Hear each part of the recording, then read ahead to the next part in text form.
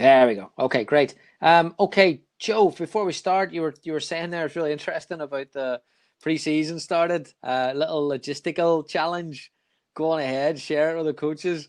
Yeah, just we kind of plan our pre-seasons and highlight our outcomes and how we kind of get to those outcomes at staff. But obviously, the situation we're in now is trying to ensure that, especially with regards to the guidance and the safety measures in place, there's so much more planning involved, and even, as I said earlier, small things in terms of ensuring that our players don't have to change bibs.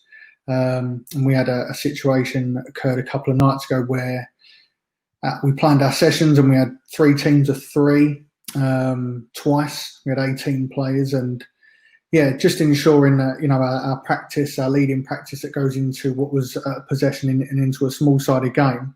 Having to plan that to ensure that everything's right. So, but again, players don't have to change bibs, and they're kind of measures that we wouldn't have had to prepare for, back in March, when we could, if we needed players to change over or change teams or whatnot, then we could do so. Where now we have to be a bit more particular about that sort of stuff.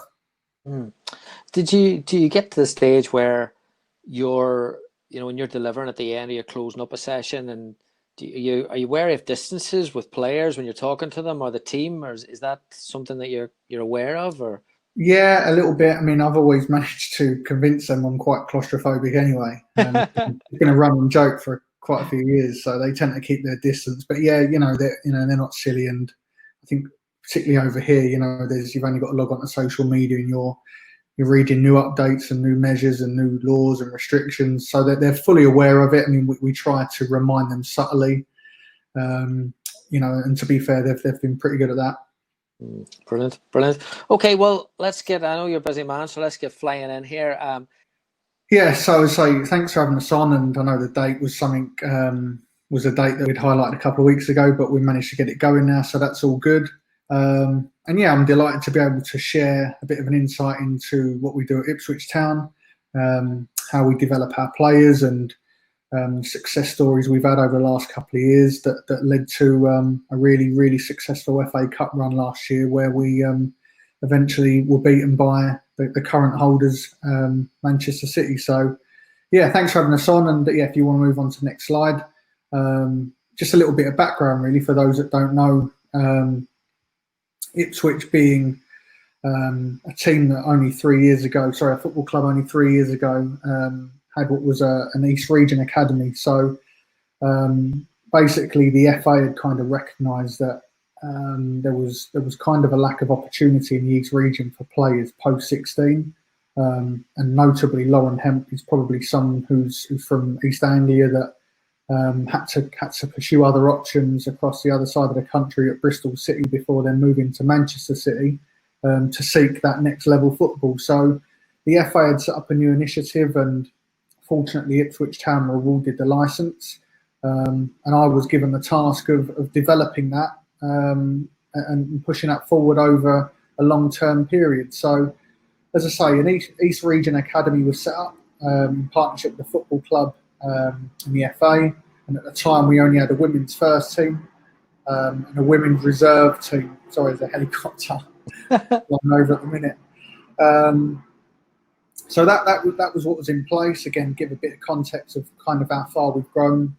If you move on to the next one, you can now see that within 3 years, we operate at a much bigger level with much more going on. So we have, community-based stuff, elite development centres. We have an advanced coaching centre, which is on the England Talent Pathway, as well as our WSL squad, which was the East Region Academy, that now builds into our women's first team.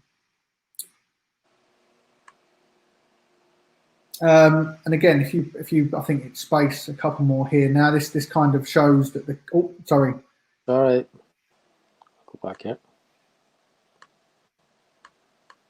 So this kind of shows a level. So our women's senior team play at National League level in the South East Division 1, which is 3 leagues below the Women's Super League.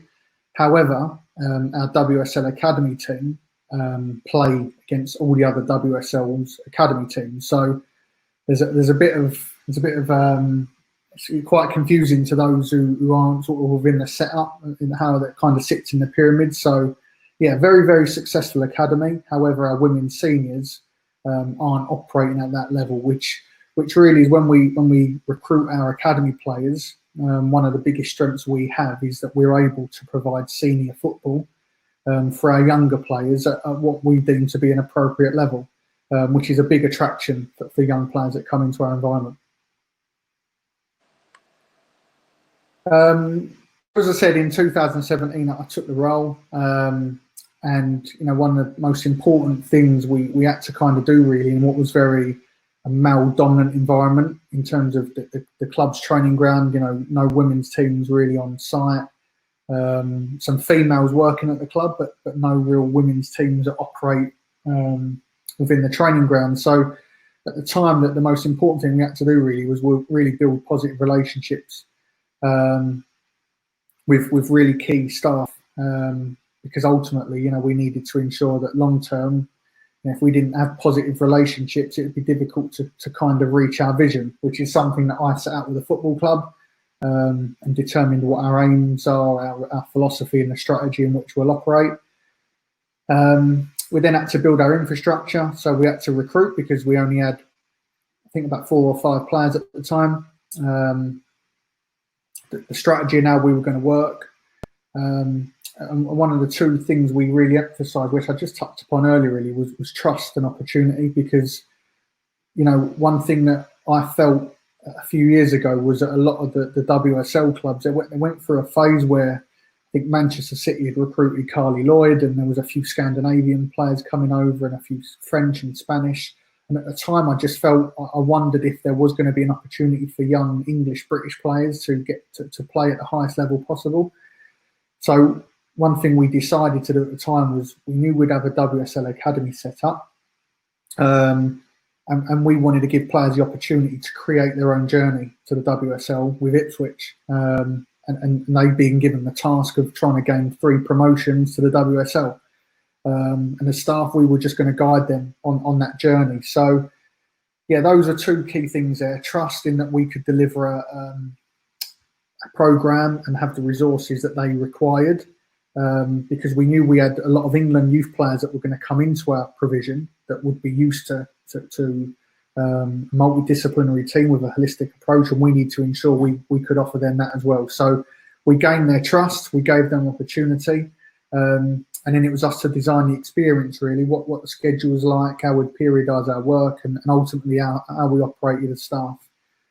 And then what we had to do was lay a solid foundation, really, of really strong culture and a collective commitment to that culture. So, again, we've got some excellent staff at our football club that we empower, that lead their departments. And yeah, that was really how we kind of set up our work. So, we set out our vision, we knew what we wanted to achieve, we built the infrastructure, we designed what the experience would look like, and then laid real solid foundations of a strong culture. So, on to, obviously, last year's FA Cup game against Manchester City. I think you can move on another one there. This slide really kind of shows what I was just discussing in terms of having a really strong WSL academy team under our provision at the football club, because again, we said we would gain the trust of players and we would give opportunity, and that's exactly what we've done when we were playing Manchester City in the last 16 of the Women's FA Cup, and 8 of our starters were under the age of 18, which is a great example of that. And yeah, we put our trust in them. We knew that we were going to be up against obviously one of the best teams in Europe, but we have full faith in our younger players, and they'd had a really, really successful year to date. And we decided to go with 3-5-2. It was something that we'd played a few times, so it was quite familiar to us, and that's how we set up. So in regards to our planning, we had to identify what we could be up against. So as staff, we have a document on every WSL team anyway, even though we play 3 leagues below. So we had some kind of information on them already.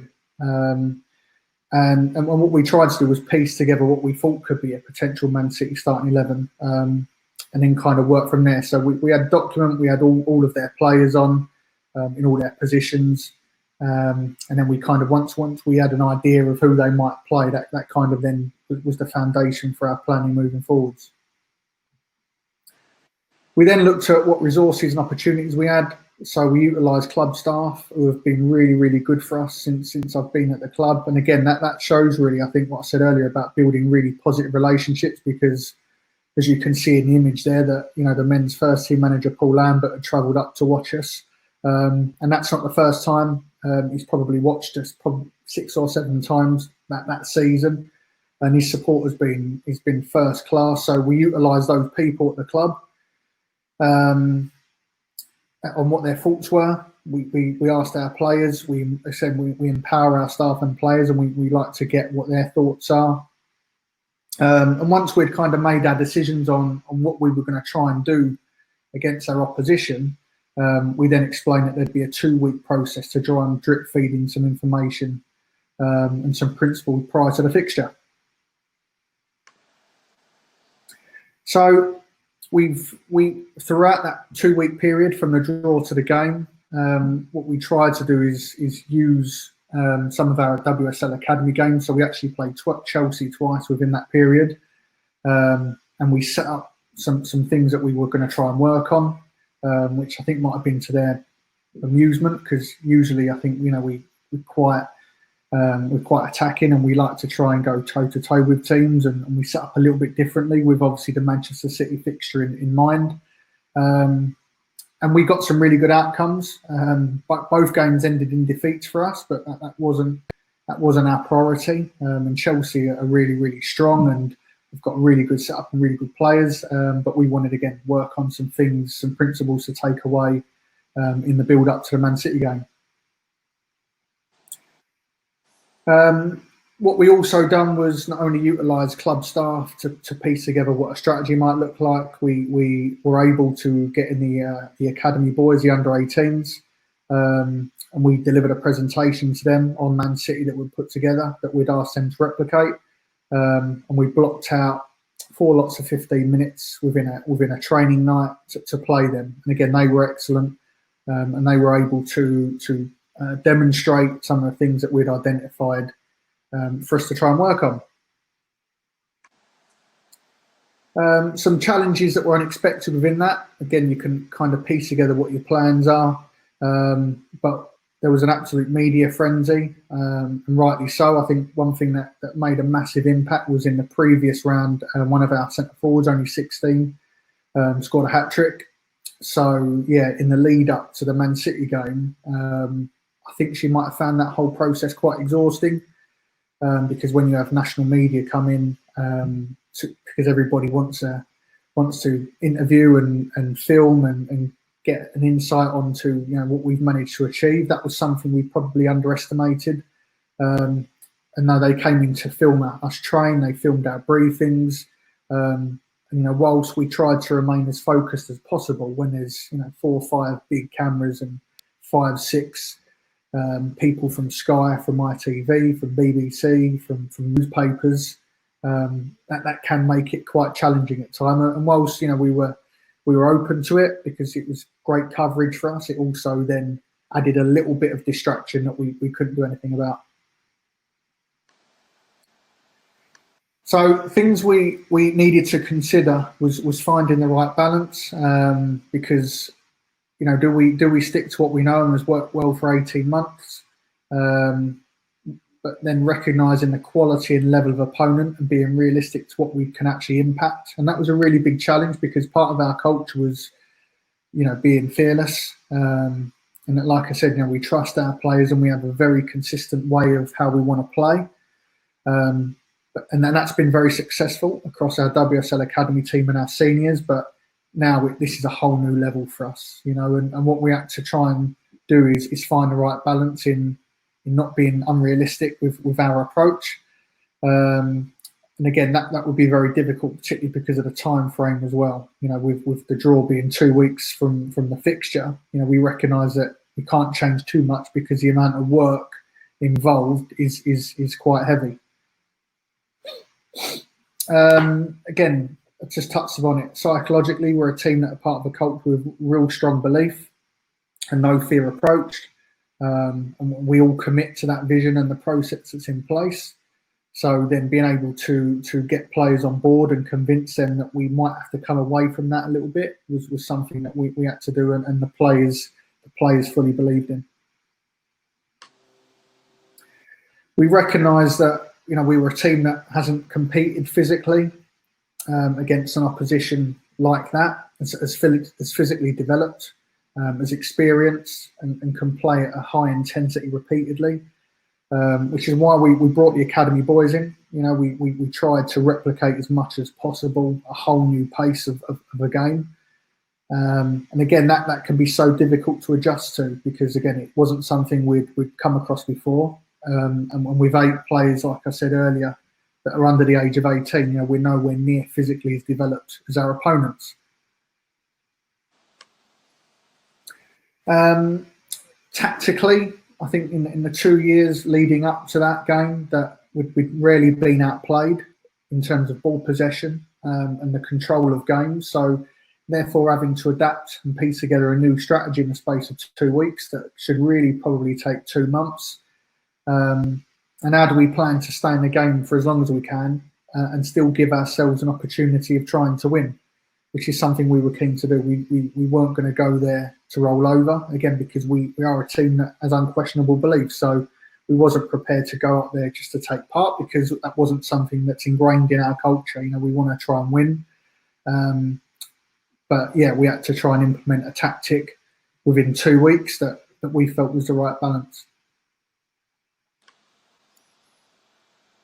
From a technical perspective, I think the amount of national team players we have under our provision shows the quality of players that we have. So we know we have a lot of talent and potential. 7 of our under 18 players that started are capped internationally. But the question we did have was, could their quality shine through if we weren't able to compete physically, and therefore become suffocated psychologically? And that was something that I think was actually evident within the game, that we've got quality, we know that, but the physical element and the psychological element would probably play a part in that being evident. So just a little bit on the game against the under-18 boys. Some of the outcomes, so we wanted them to be uncomfortable with the speed of play, because when we step onto the pitch in an FA Cup game against a team like Man City, there's no hiding. We didn't want to be surprised by the pace that they played at. So we wanted to try and almost get that out of the way, dust them off with that, and for them to be uncomfortable with that, and have to think quicker, communicate clearer, and compete as best as we can. And again, an opportunity to experience the game day strategy for probably what was the first time really as that particular starting 11. To see the pictures, familiarise ourselves with positioning, distances, rotations, and understand how we can impose ourselves on the opposition. So the details involved with that, I think concentration was really key, because having the ability to concentrate, to anticipate, and to react to triggers in every moment is a great challenge, and constantly considering the what ifs within the game at any given moment. Securing the ball upon a turnover to try and establish possession. We felt visual support was paramount to that. The player in possession, we didn't want to isolate our teammates when we did manage to force an error or win the ball back. We knew it would be so important to us to just try and secure it. And again, we stressed that we felt that when we did win it, it was so important that player wasn't isolated, that there was visual support for them to try and make a securing pass. Now, our message to the boys was just to be relentless, play the game, don't take us lightly, because we knew Manchester City wouldn't, and they were excellent. They took it very serious. We felt we got the outcomes. We stressed the details. And it set us up really well. Really, I think if we was put in that position again, it was something I would probably like to do more than just once. But again, with the time constraints that we had, we were only able to do it once, and we're very, very grateful for the boys that managed to come in and do that. So a couple of clips that we'd picked up from Manchester City, and again, we had quite a lot. I think I've only broken down 2 or 3 within this call that I felt were quite evident. And one thing that we did find was that Jill Scott, who had predominantly played the wide side of a 4-4-2 in midfield, I think traditionally as a central player. So as you can see there, she rolls inside, and Georgia Stanway was playing right back at the time, would then tend to occupy those wide and high areas. And that was something we picked out. So as you can see there, Georgia Stanway, maximum width, looks to make those forward runs and exploit that space, and Jill Scott tends to play a little bit more narrow.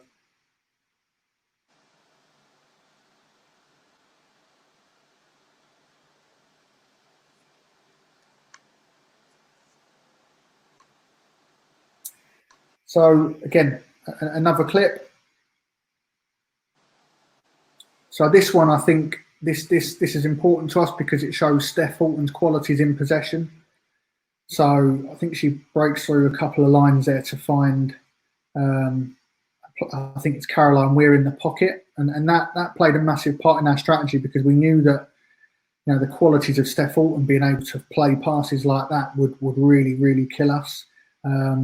And it made our decision really to try and prevent forward play in central areas, because we knew that if there was too much space in between our units, then giving Manchester City position of the ball centrally in going into the final third would be a huge game for them.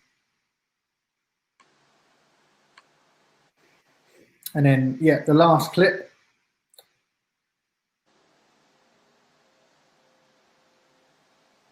So again, show something similar to before in terms of Jill Scott playing inside and Georgia Stanway out here.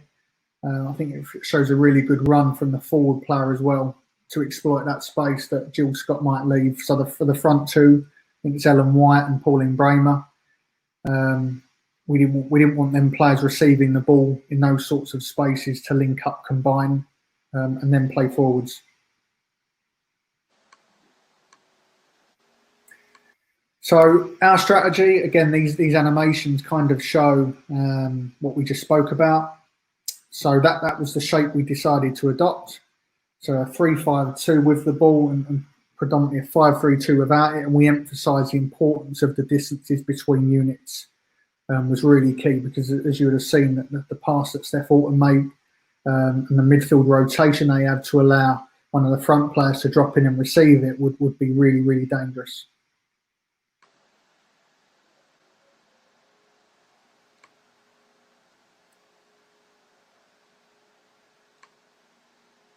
There's the rotation that we spoke about, and I think Lauren Hemp was playing wide left, so she'd tend to occupy quite high as well as a left-sided player in front of Demi Stokes. So that's a kind of a visual of what it looked like, and I think from that instance there, it was really important that our left wing back, although Jill Scott was vacating that space, that where our left wing back is, we were able to really ensure that we managed that rotation, and communication was key to potentially pass her on to one of our midfield three players.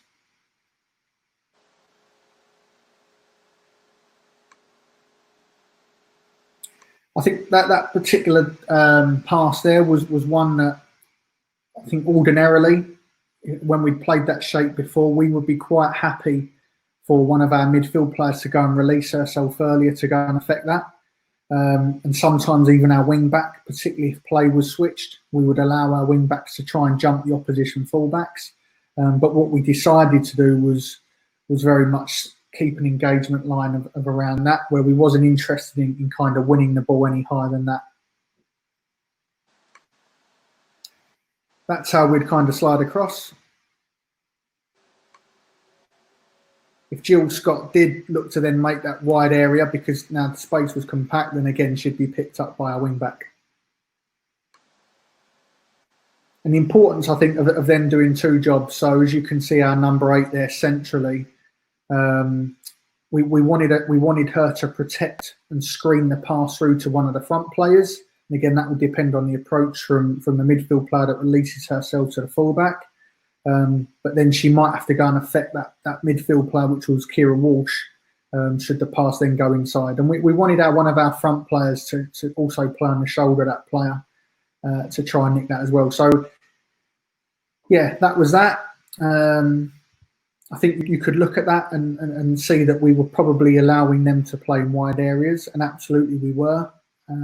What we actually decided to do was our wing backs were our 2 quickest players. Traditionally wide players, so we knew we might be vulnerable defensively 1v1, but we wanted to try and match up with them physically as best as possible in wide areas to try and stop crosses. So we had our quickest 2 players as wing backs, and if we weren't able to stop a cross, we had 4 players, including the 3 centre halves there, to try and defend those crosses. And again, forward runs without the ball, we felt we might be in a good position to try and lock and block the centre forwards run with one of our centre halves, and we knew the goalkeeping position would be important to that as well. And again, another risk, because I think logistically, most people might think that that ball over the top of a back 4 is a dangerous pass, and it is. But I think it was something that we were willing to gamble with, because we knew the quality they had, particularly in tight areas and centrally. We felt we might be able to deal with balls over the top because of the amount of numbers and the goalkeeping position, and as I say, pace in wide areas. That was their starting 11, so you can see there lots of household names and really good players.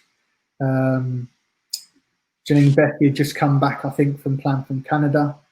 So Georgia Stanway, Steph Alton, Lauren Hemp, had a really good year, and also fielded some really young players and a really strong bench. So that's our opposition we thought would set up. Again, from the kind of analysis we've done, we thought that they might set up like that.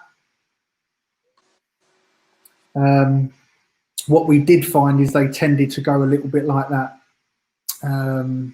which is, again, I've actually added that slide after playing them. That was something that was quite consistent. That Janine Becky tended to play quite wide, and actually Georgia Stanway played as a centre half or a right side of a 3, which is something that we hadn't picked up in our planning because she hadn't played there. Final messages to players was, let our culture be the foundation to our performance. So the belief, the confidence, the fearless approach. We knew that for us to get anything out of this, we had to be good in every single moment, individually and collectively, and the real finer details that the world-class players have got. And ultimately, from 0 to 15 minutes, decision-making being really important, the organisation, settling into the speed of game, and to stick together no matter what. So we've just got a couple of clips here, really, that shows that the things how we set up, like I've spoken about. So what we anticipate they would do, as you can see there, our shape. We wanted our front 2 to screen the pass into Kira Walsh as the 4. And as you can see there, that's not a bad shape for us. Again, we prevent forward play as much as possible. Sometimes our net naivety made us a little bit unorganised. But again, we turned over possession, we secured the ball. And this was early on. I think this was after a few minutes within the game. So we actually settled in quite nicely. And I think you can space that one, Gary. Yeah, good. And as you can see here, again, we settled into the game quite nicely. I think we achieved what we wanted to achieve from 0 to 15 minutes. Again, we wanted to prevent Kira Walsh getting on the ball as much as possible as their deepest midfield player. You can see there our wing back goes and applies pressure to Lauren Hemp. We wanted to force play backwards and across as much as possible. A really good solid back 5 and midfield, and again our centre half reads that and steps in really well there.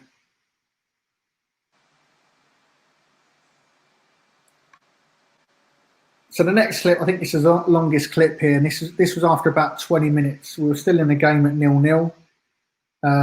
They absolutely dominated us. We didn't have much of the ball at all. And I think physically we were really facing some challenges at this stage because of the speed they were able to play at. And I think it shows here that when we did win it, then we started to get a little bit sloppy and we wasn't able to secure it, and that left us a little bit more exposed.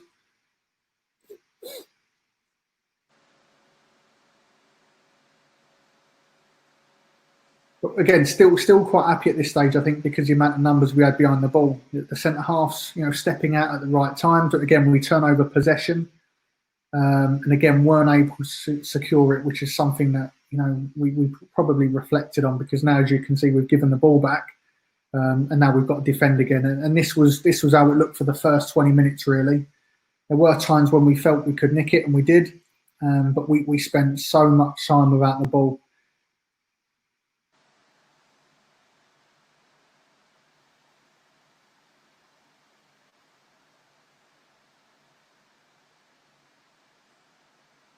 A good block there. Again, we're clearing our lines rather than securing a pass. This is now where we intercept. And this is where we felt, that's what I said before, having our wing backs as our quickest players, because now we felt they might be our outlet to try and create something. And again, at the age of 17 there, Anna does really well for us in winning the corner. And I actually think at this stage, one of my reflections from this, while we wait for the corner to be taken, is actually I'd taken my eye off the ball a little bit by what was happening in terms of organisation at the back, because we'd been quite successful for corners, and at 0-0 after 20 minutes against Man City, I think most of us on the bench probably got a little bit excited, thinking that we might take a lead here. And that's one thing I took away personally as a coach, is that, again, I didn't consider the what ifs, which is something that we'd kind of planned for, because as you can see, the ball comes in. I actually think there's a little handball here, but no one appeals for it. I'm not sure the ref would have given us a penalty, but yeah, there's a little knockdown. There's a little handball, and they clear their lines. And actually, I think Anna does really well. She's someone we wanted to keep back, so we'd kind of got it the wrong way round with the two that we'd left back, because we wanted to leave her back. And again, they break free and score, and that left us with a massive uphill task.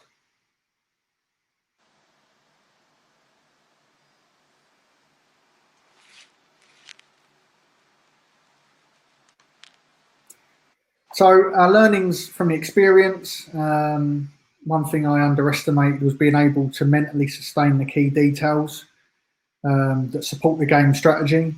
I think having minimal possession and maintaining the appetite to do what is required over and over again with what might seem limited success, because again, we're a team that tend to dominate and we like to press, and having to then do things that almost limit damage, and having the appetite to continue to do it over and over again with what might seem limited success, was something that I think the players and certainly us as staff found really, really challenging.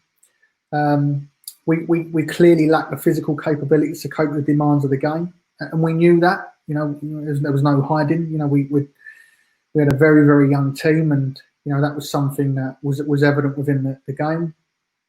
And one of the biggest things was how difficult it actually is to keep possession and secure it when you've spent so much time without it. And if your highest players can't add depth and be an outball upon a turnover, then that mid block that we'd kind of implemented will gradually become deeper and deeper. There we are.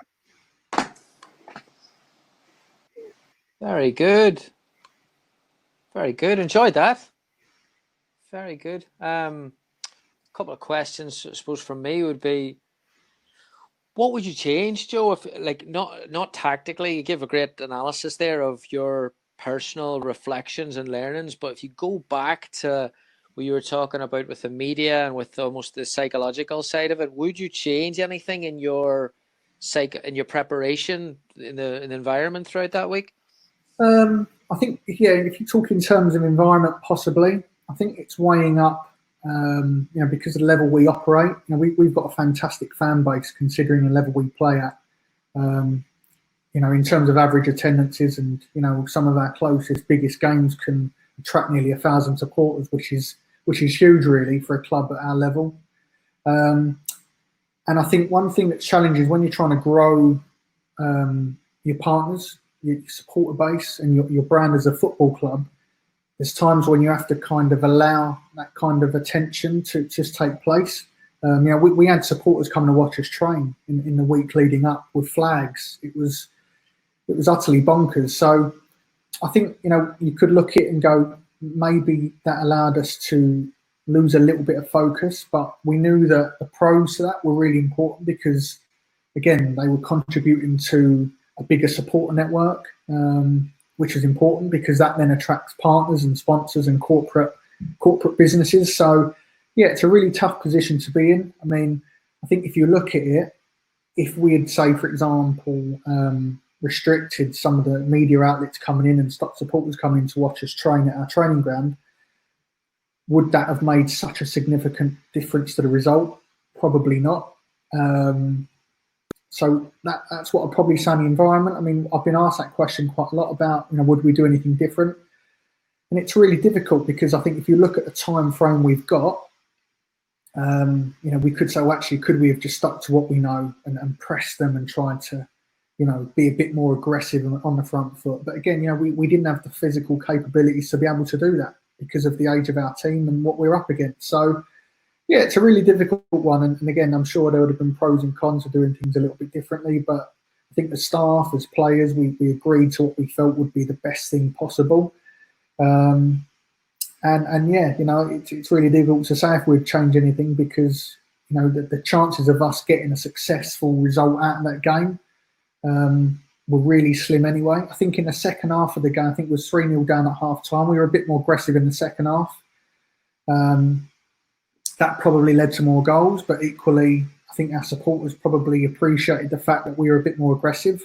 I think if we would have probably been as defensive in the second half as we would in the first, we might have not conceded as many, but then I'm not sure how much the players would have enjoyed that kind of aspect as well. And they might have come away thinking, well, what if we did, try and be a bit more aggressive? So, yeah, not too sure. I think, we're in a really difficult position where we'd had 7 games in the build-up to that to overcome, to get to that round. And again, when you're having to play Man City for a place in the quarterfinal of the FA Cup with the squad that we've got, there's no hiding, and you have to try and compete and do as best as you can.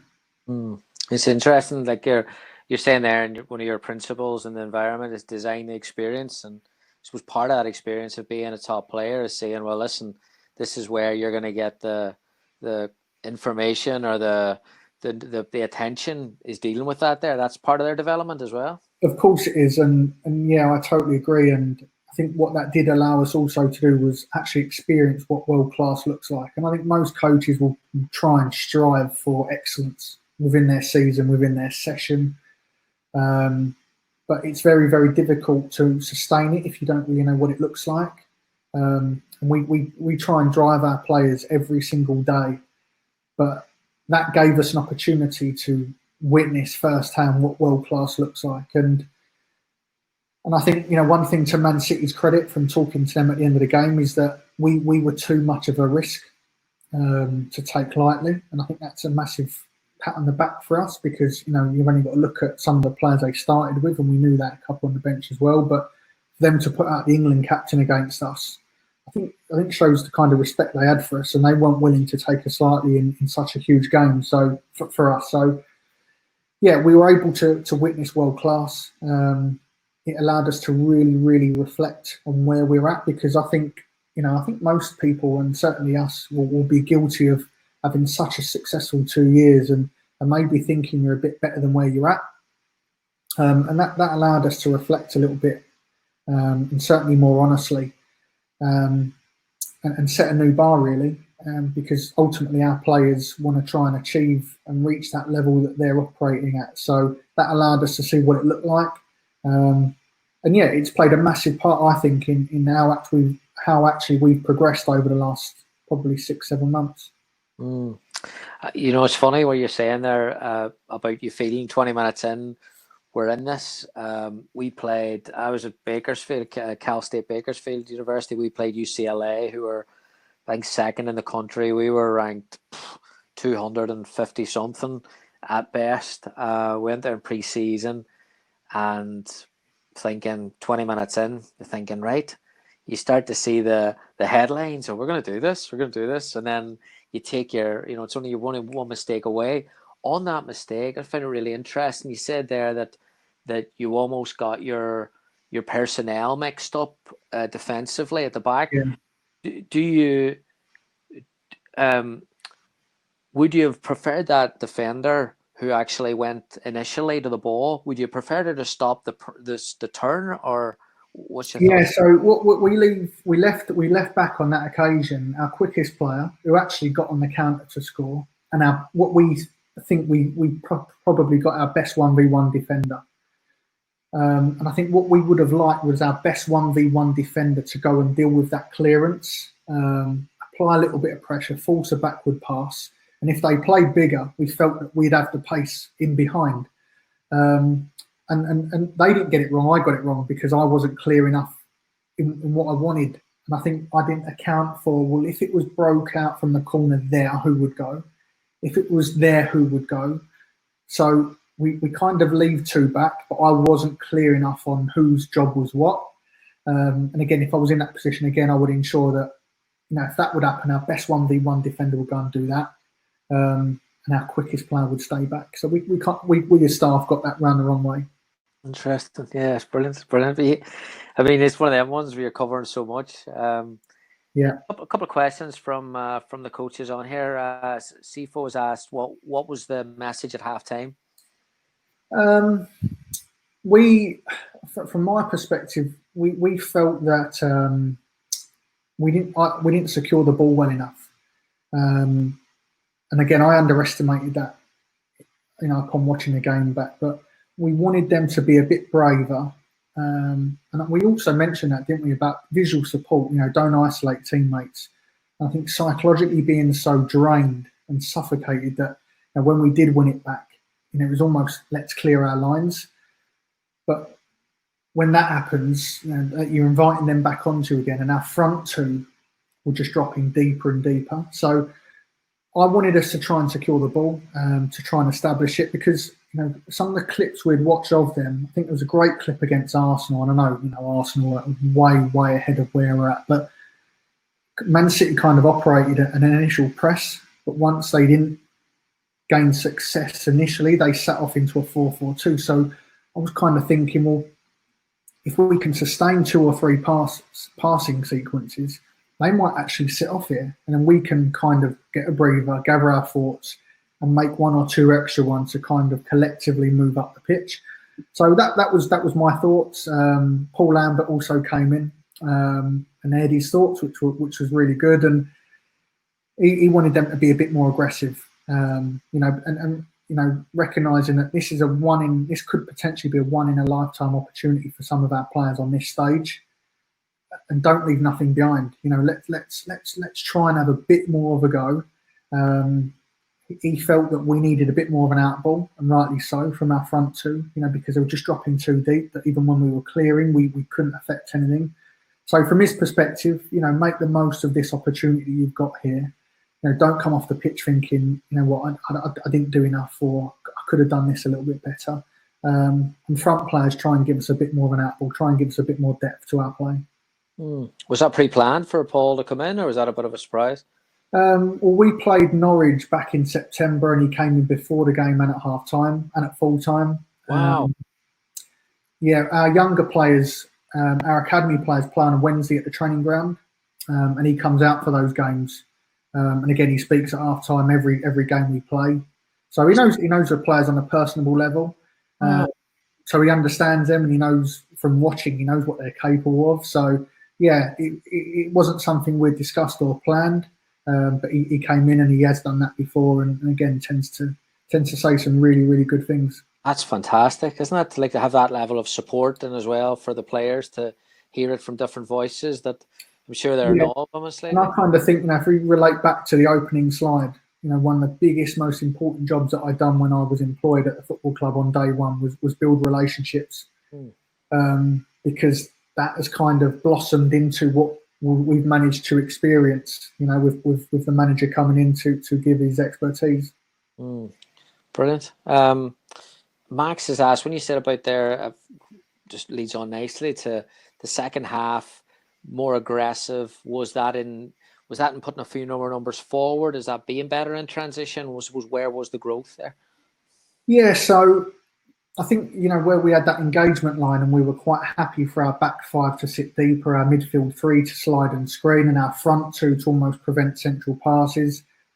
We just took the reins off them a little bit, and we said that, if you want to anticipate something and you think you can go and affect it, then go and do so. So we managed to get pressure higher up the pitch. And again, I think when you play against Man City, with the players we had and how young and inexperienced they are, physically we're always going to outrun us. So whatever we were going to decide to do, we were going to be up against it. And,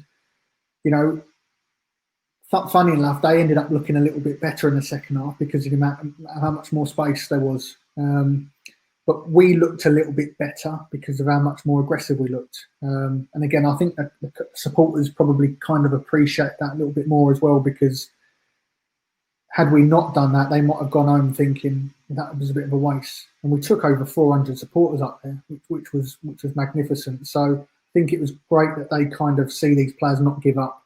They weren't willing to just see the game out. They wanted to try and press. They wanted to try and win the ball out. They wanted to keep running. They wanted to keep working really, really hard to just play for a bit of pride. It's funny whenever I mention the experiences sometimes you have on the sideline of, you're playing against this team was superior or whatever, and you win it back and you can't get out, and you win it back and you can't get out, and you're trying to reorganize, reshape, just encourage. And people think when they watch TV and they complain about Mourinho parking the bus, they think it's just a matter of sitting back. It's so much harder than that, there, isn't it? Yeah, it is. Yeah, no, you're spot on there. And I say it's really difficult because, from a concentration aspect, psychologically, it's so challenging because it is so unfamiliar for us. I think, if you look at what Atletico Madrid have done over many years, have been so good at having an approach that, is really difficult to break down. And when you do that over time, you become good at it and the players familiarise themselves with it. And we only had 2 weeks,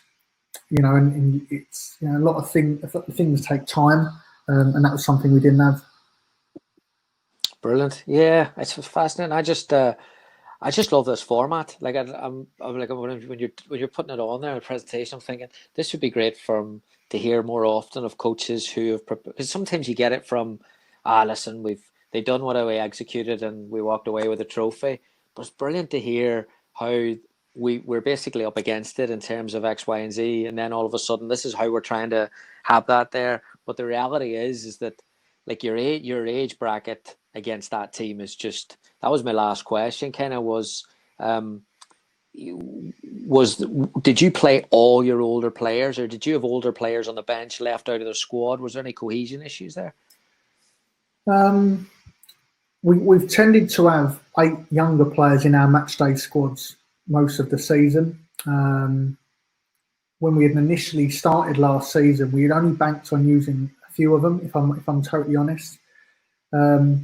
It just so happens that they came into the fold and they were able to do the things that we really needed for us to be successful within our league. So, yeah, they'd set the bar. They'd set the bar alight, and we ran with it. They'd embraced the opportunity that we'd given them. We had a lot of people watching us within our games, and yeah, they're full of confidence, full of enthusiasm, and again, we just guide them in this journey that they're making. And I think as the rounds went on, I think we tended to play 7 or 8 young ones in all of our games. I think if the seniors that we played, I actually think they're our oldest 3 seniors that started, 30, 31 and 28. I think the other senior players that were on the bench are around about 20, 21 anyway, so they're still pretty young. So yeah, we're a very young squad. I think even this year, we're very much the same, if not even more younger than we were before. But now we're in a position where, from a senior perspective, our 17 and 18-year-olds last year, playing senior football for a year, 18 and 19. So that experience for a year has been so valuable to them. Fantastic, fantastic. Joe, top class. I would I really appreciate you sharing it. Like, it's always, that's why I'm so excited. It's always great to hear coaches when you're getting that tactical cam and you're looking in and saying, all right, this is what we're up against, and you're kind of going through the process going, oh, I don't know how I'd solve that myself, actually. And it's great to get the wheels turning there. So appreciate it. I'd love to do it again sometime. I'd love to. Definitely, yeah. Pleasure as always. Brilliant. No, I really appreciate it. We might get them again this year, and we could. Yeah, we might do it before the game and see what everyone thinks we should do. Do a poll. Yeah. What's like? I see they've announced the Charity Shield. Have they announced the dates of the season? Are you guys got ready to go, or what way is that working? Yeah, so we think our league will resume. I think second, third week of September. We're hoping. So we're now approaching our second pre-season game this weekend. So yeah, we're kind of gradually working our way back in now to what we hope will be our peak prior to that first game, and hopefully will be the third week of September. Brilliant. I'll be keeping an eye on it, and if you ever get a chance to come on and share like something like this again, please let me know. I'd love to do it. Yeah, no, pleasure. Thanks for having me. Here, Joe. Hey, stay safe and best Cheers. luck. You too. Thank you. All the best. Cheers, everyone.